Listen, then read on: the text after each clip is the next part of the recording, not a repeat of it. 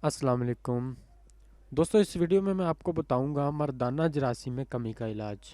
Video की जानिब बढ़ने से पहले अगर आपने अभी तक मेरा चैनल सब्सक्राइब नहीं किया तो जल्दी से चैनल को सब्सक्राइब करके साथ ही लगे बेल आइकॉन के बटन को लाजमी प्रेस करें।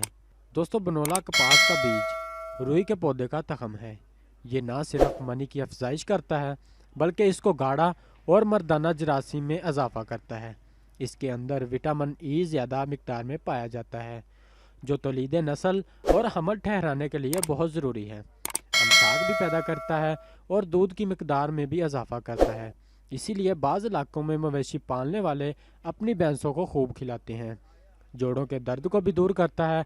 सर्दी के मौसम में इसका हरेरा बनाकर इस्तेमाल किया जाता है, जिसकी तरतीब ये है: 30 ग्राम बनोला पानी में इतना उबाल लें कि मुलायम हो जाए। फिर इसको सल पर पीस कर थोड़ा पानी या दूध मिलाकर आटा छानने वाली छलनी में छान लें।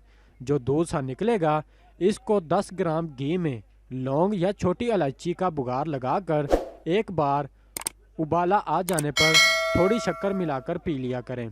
ज़्यादा मिकदार में बनोले उबाल कर इनका दूध निकाल कर इसमें चावल डालकर खीर भी पकाई जाती है। फ़ायदा: यह नुस्खा मनी की अफजाइश करता है, मनी को गाढ़ा करता है और मर्दाना जरासीम में भी इजाफा करता है। अगर आपको वीडियो अच्छी लगी तो आप इसे लाइक करें और सदका जारिया समझकर शेयर करें और चैनल को भी सब्सक्राइब कर दें। मिलता हूँ अगली वीडियो में, तब तक अपना ख्याल रखिएगा। अल्लाह हाफिज़।